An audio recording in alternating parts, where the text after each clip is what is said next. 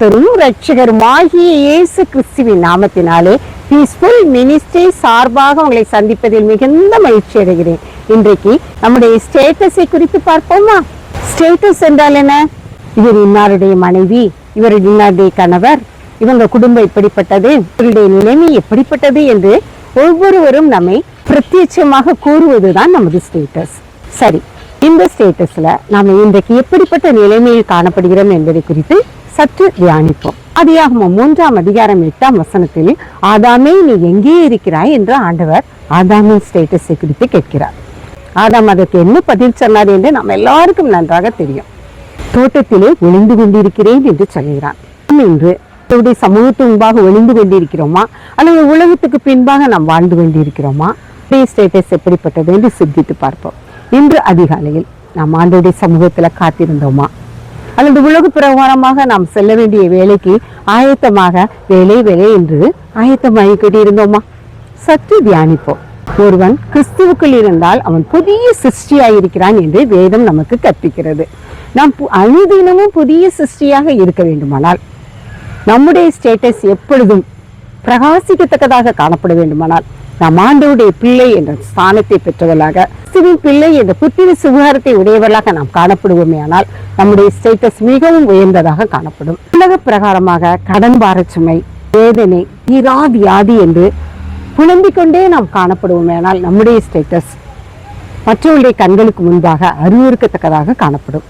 ஆம், நம்முடைய ஸ்டேட்டஸ் மற்றவர்கள் புகழ்ந்து சொல்லத்தக்கதாக, இவன் கர்த்தருடைய பிள்ளை, இவனில் எந்த பழுது காணப்பட்டாலும் அவன் அதை சீக்கிரமாக பழுது நீக்கி குறைவு நீக்கி நிறைவுள்ளவனாக காண செய்வான் என்று நம்மை குறித்து மற்றவர்கள் சாட்சி பகர்கிறார்களா? நம்முடைய ஸ்டேட்டஸை சற்று பார்ப்போம்.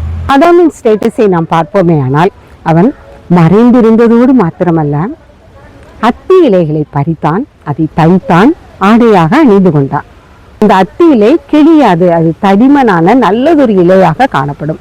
அத்தி மரமும் நாம் பார்ப்போமே ஆனால் குடை போல நல்ல நிழல் வரும் மரமாக காணப்படும்.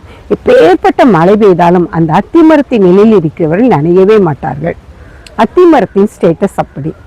அதனுடைய இலையை அணிந்து கொண்ட ஆதாமின் ஸ்டேட்டஸ் வித்தியாசமானது. இன்று நம்முடைய ஸ்டேட்டஸ் எப்படி இருக்கிறது? உலக பிரகாரமான இடையை நாம் அணிந்து கொண்டவர்களாக காணப்பட்டாலும், ரட்சிப்பின் வஸ்திரத்தை நாம் அனுதினமும் அணிந்து கொண்டவர்களாக காணப்படும் பொழுது நம்முடைய ஸ்டேட்டஸ் இன்னும் அதிகமாக பிரகாசிக்கத்தக்கதாக காணப்படும். நீ என்னை தெரிந்து கொள்ளவில்லை, நான் உன்னை தெரிந்து கொண்டேன் என்று ஆண்டவர் நம்மை பார்த்து சொல்கிறார். அவர் நம்மை தெரிந்து கொள்ளும் பொழுது, நம்ம அவருடைய பலத்த கரத்தின் கிரியைகளாக அடங்கி இருக்கும் பொழுது, ஏற்ற சமயத்திலே அவர் நம்மை உயர்த்துகிறவராக, கனிதரும் அத்தி மரமாக நம்மை உயர்த்து அவர் கிருபையுள்ளவராக இருக்கிறார். அப்படிப்பட்ட ஸ்லாக்கியத்தை நாம் ஒவ்வொருவரும் பெற்றுக்கொள்வோம். நம்முடைய ஸ்டேட்டஸை ஆண்டவருக்கு முன்பாக பிரகாசிக்கத்தக்கதாக காண செய்வோம். ஆண்டவர் தாமே இந்த வார்த்தைகளை ஆசீர்வதிப்பாராக. ஜெபம்.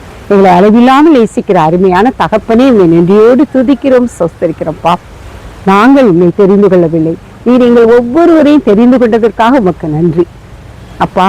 உலக பிரகாரமாக நாங்கள் எந்த ஒரு கவலையோடோ, தீரா வியாதி, தீரா கடன், அப்பா தீரா பிரச்சனை என்று சொல்லி நாங்கள் புலம்பிக் கொள்ளாதவனம் உண்மையில் மகிழ்ந்து கழிவுறத்தக்கதாக எங்கள் ஒவ்வொருவரையும் நீ பக்குவப்படுத்தும், வழி நடத்தும். உடைய கரத்தில் எங்கள் ஒவ்வொருவரையும் தாழ்த்தி அர்ப்பணிக்கிறோம். நீரே பொறுப்படுத்தி வழி நடத்தும். இயேசுவின் மூலம் ஜெபங்களும் நல்ல பிதாவே. ஆமேன், ஆமேன்.